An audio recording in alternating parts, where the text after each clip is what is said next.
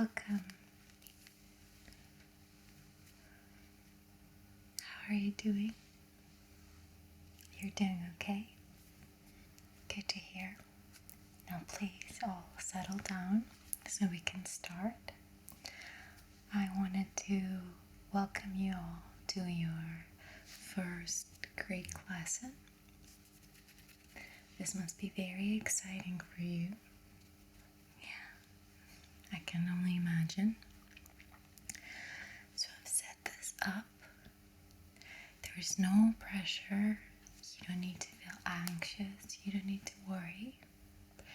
It's just going to be simple steps, and we're just going to go along. We can take pauses if at any point you feel uncomfortable or you don't understand something. For today's first lesson, I thought we could start very, very easily right away. And we could do the Greek alphabet. I'm going to write it down in parts of 4 letters. And I'm going to write the English letter and then the Greek one. Then the phonetic word for the letter, and also English and Greek. What I need from you is to please note everything down in your notebook, because we will be referenced back to these letters, of course, as our lessons continue. Is that okay? Is that understandable? If you need any pens or pencils, you can let me know, or you can borrow one from the person sitting next to you, okay? Alright, so let's start right away. I'm going to be using different colors as well. It might help you with the understanding, and you can do your own color coding, whatever suits you best. I like to get creative with this stuff, okay? You have everything you need? Yeah? Okay, good.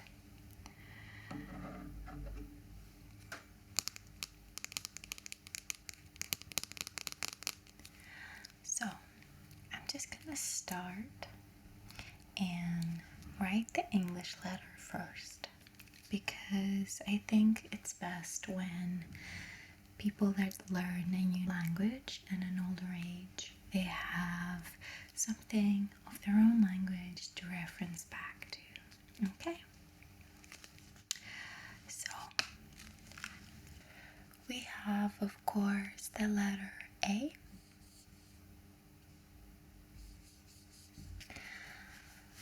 And then B. Then we have the letter C. And the letter D.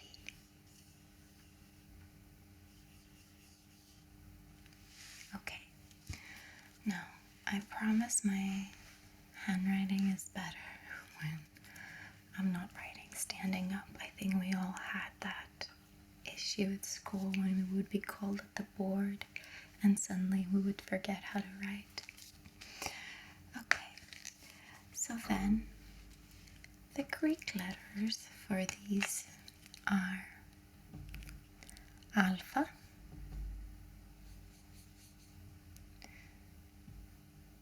theta,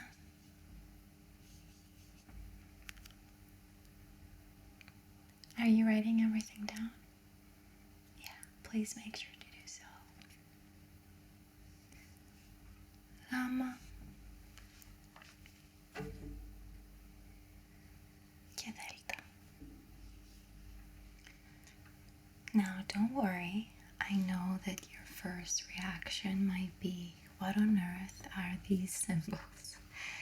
And it's very understandable. I don't want you to get overwhelmed. As we go on, things will become more clear and you will better understand the reasoning behind everything. And just remember, this is just a fun lesson. You're doing something fun for yourself, and you don't need to feel the stress of doing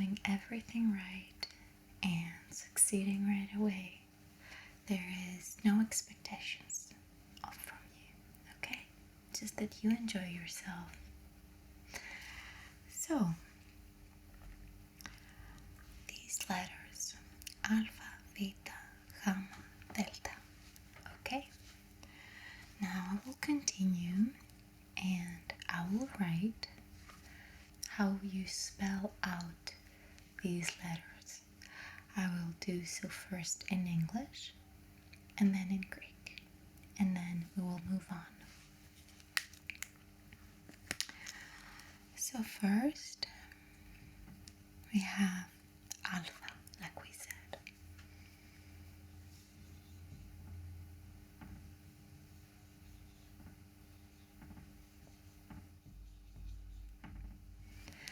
Then we have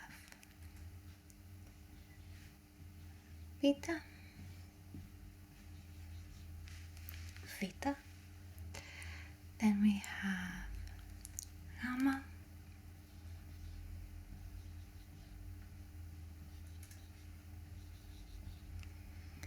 and last but not least we have delta.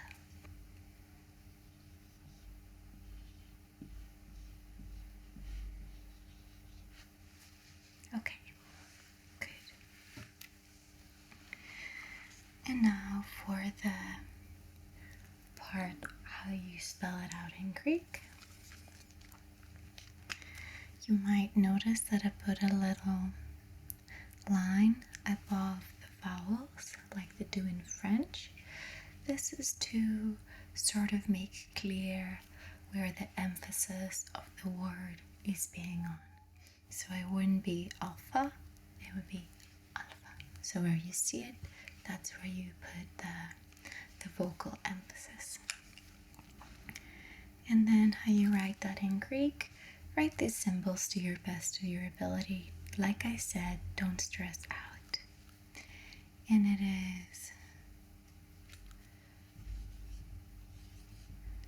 alpha,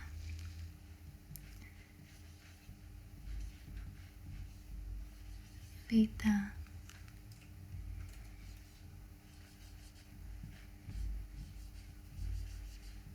gamma,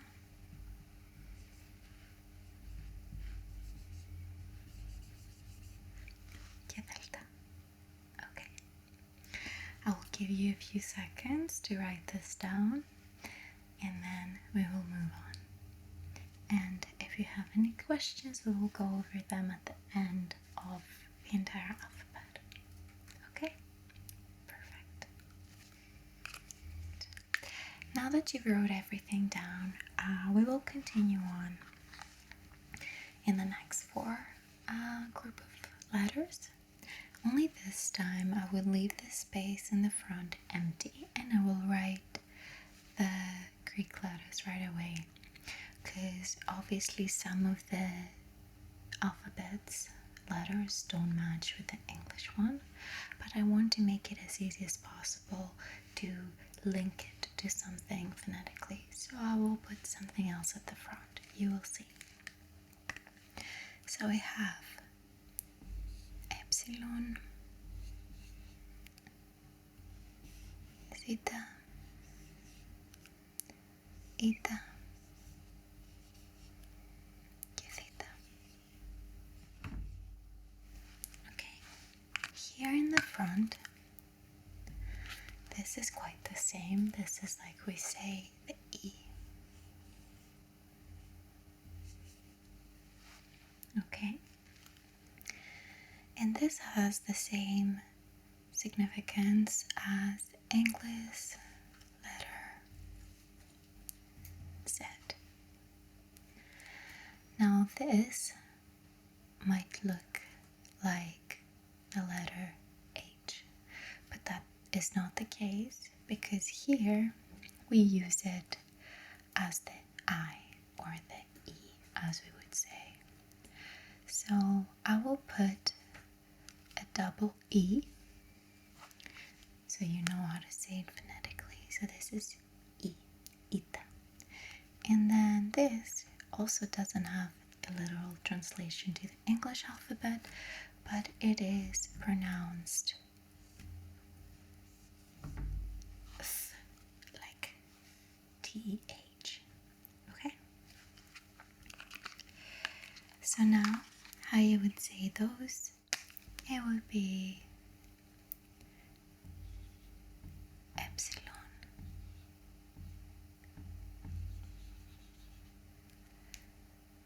This would be zeta. This would be eta. And this will be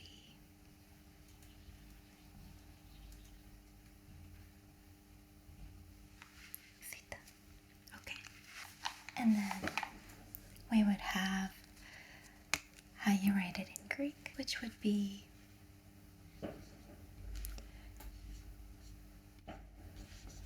epsilon, zeta, eta,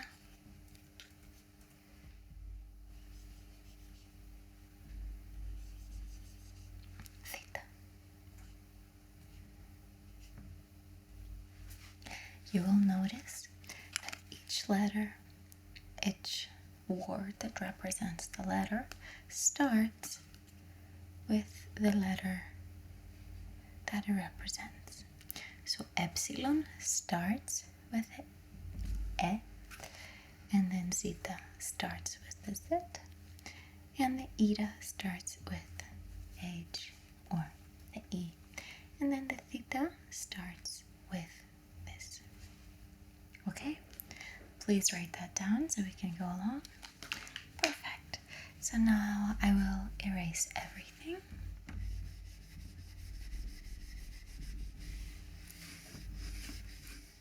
Beautiful. Are you okay to continue? Are you able to copy these as you see them so far?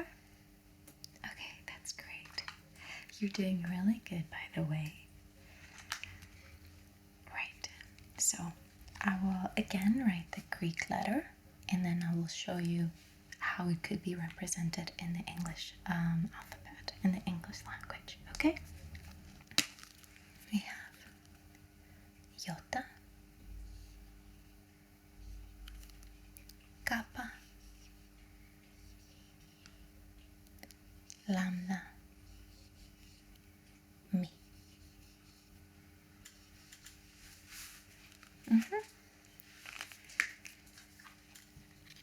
And then in English, it would be, let's say the I.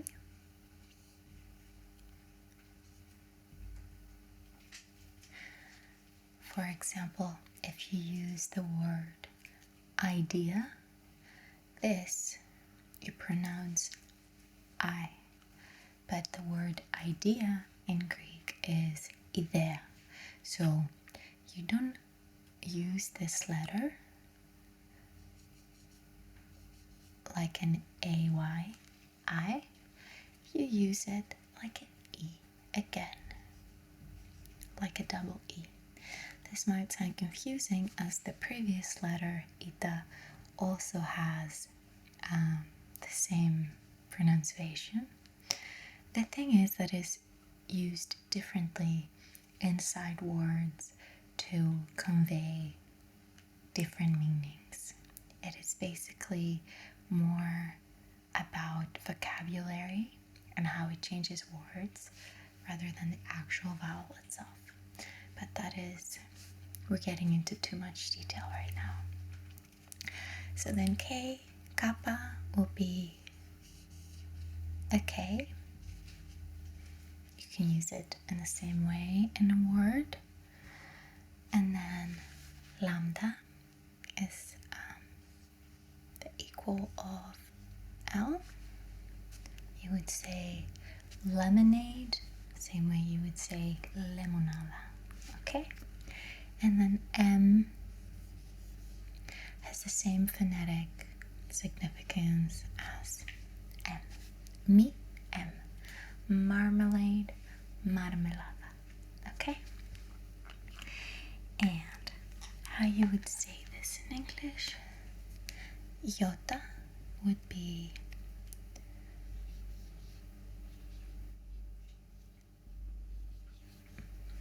jota. Actually, this letter in Dutch is an I and a J, and it has a similar pronunciation. And I find it really interesting that they would put this two dots, and this would be in a word like, let's say, hi, which means him or his, I think, and it's pronounced I, like the E jota. Just a minor detail that I find fascinating about languages, that they could be so different and so similar. So this is just your regular Y, and you pronounce it jota, okay? And then you have kappa,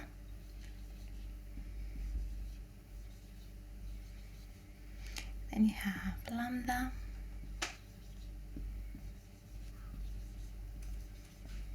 and then me.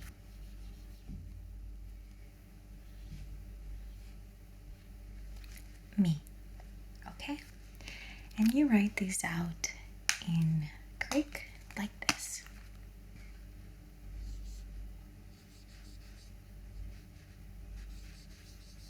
Jota, kappa, lambda,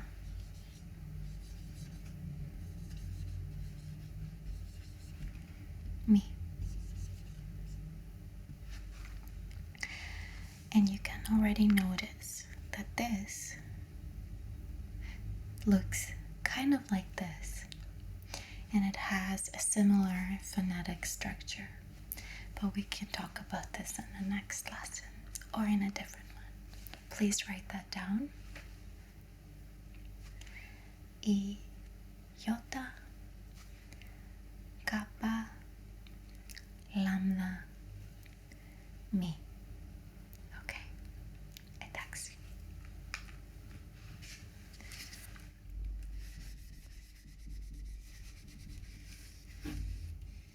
It's absolutely fine to copy something if you miss something, but just please don't overdo it in between you, okay? Let's just focus here so we can move on. Thank you. So now that we have me, I will do the same with the Greek letter again. And we have ni, xi, this is a hard one,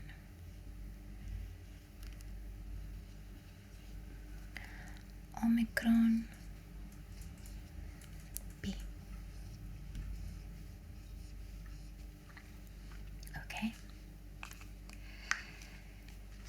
There isn't an actual letter for xi that would represent this in a similar way, but like theta, I will use the phonetic combination of two letters to represent what it could be. So ni is actually just an N. It has the same importance, it transfers the same. And xi, it sounds like X. Or KS. I know there's no words in the English language that contain this, but this is what it actually sounds like, as if you were trying to say K and S together. X. Then omicron is O, and then P is your P. So if you say Potter, you say Potter. It sounds the same. And you would write that in English like this. Ni. You write this like xi.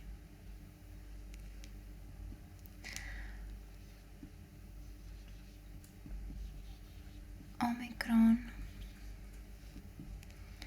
P. I know this actually quite sounds like you're saying P, but you know, you could be also saying pie or something.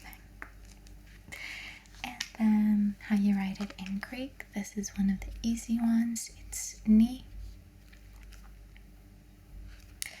xi, omicron,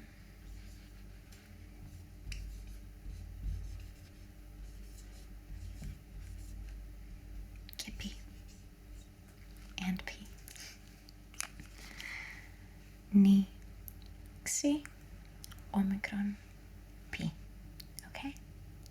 Please write that down so we can move to, I think, the final 2 fours that are left. Okay. And then we have in the Greek letters again, starting from them, Rho, sigma, taf, epsilon. Okay? Rho, sigma, taf, epsilon. And then this in English would sound like your R. So if you say robot, you're saying robot. Robot, robot. Although we give more emphasis on turning the R's a little bit like the French, but not so much from the back of our throats, but rather at the tip of our teeth. Ro. And then sigma sounds like your S. If you say school, you will say scholio, and it's the same letter. Then you have taf. So taf is T. Same way. You say teacher, or maybe a word that is in both languages. If you say totem, in Greek you'll say totem. So it's the same. And then this one, epsilon, is a mixture of the one I showed you before of the Y, although you use that as in the English language as saying you or YouTube, or it has a different phonetic structure.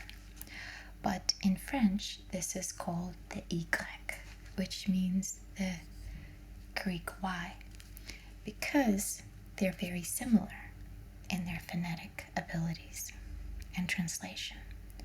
So this is actually the third letter in this alphabet that you would use as a double E. Same as we said about ita, and same as we said about iota. You all pronounce them E. So although it could be your Y, in a word it doesn't have the same phonetic ability. So again, it's just a different E. Okay?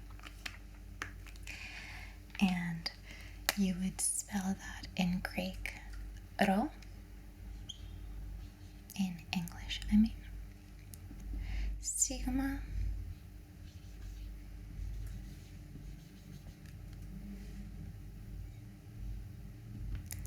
taf,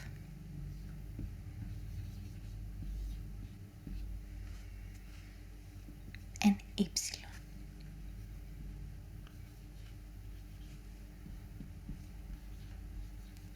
Epsilon or epsilon.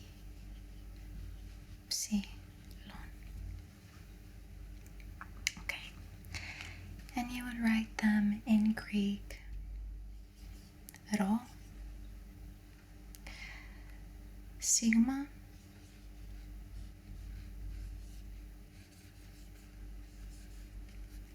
taf, epsilon.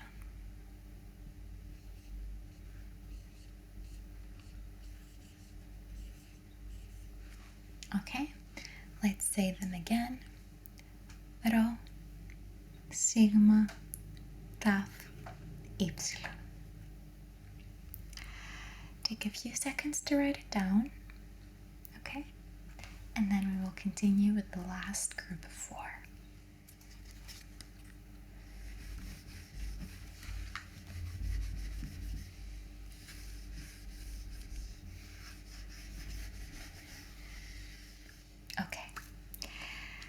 So now, for the last 4 letters of this alphabet, we have Fi, Hi, Psi, Ki, Omega, and Omega. So, this, for example, would be your F. If you say food, then it's faito. So it has the same vocal power.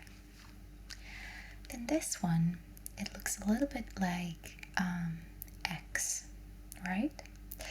But we said earlier that X is how this letter is pronounced. So this one is he. And I know it's not the same, but imagine yourself saying hotel. It comes out like a little breath at the back of your throat. Hotel. He. Or hospital. Hospital. He. So then, for this letter, I would use the English letter H. Because it is the one that it is closest to when it comes in a word, how you pronounce it.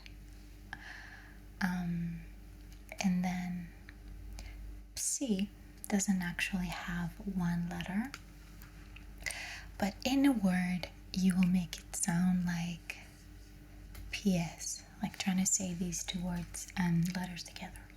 Ps, right? So remember when we said epsilon is spelled like this in English? Epsilon. And in Greek it was epsilon, right? So that is why.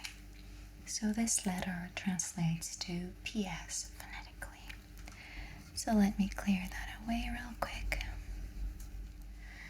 And then the last letter of the Greek alphabet, which could be in a lot of ways similar to W, it is omega.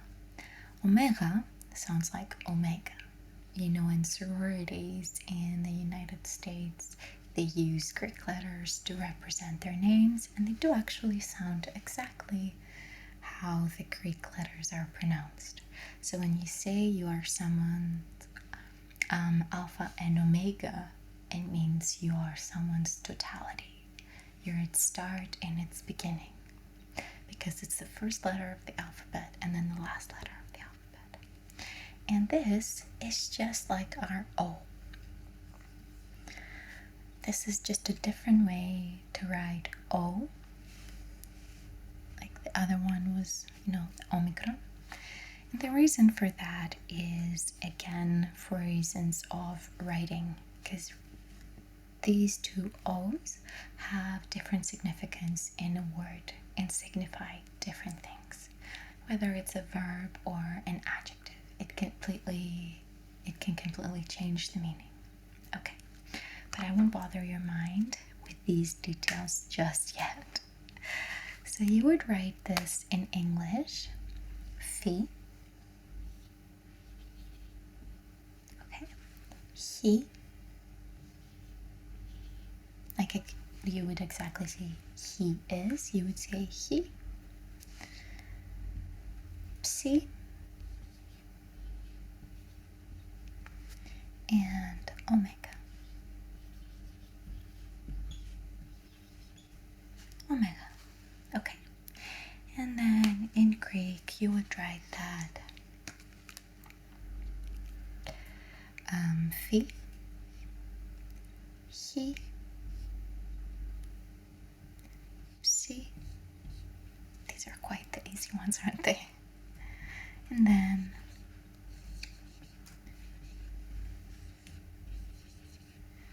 Omega. Okay. Let's go together. Fi, He, Psi, please take a few moments to write this down? You got everything? Okay.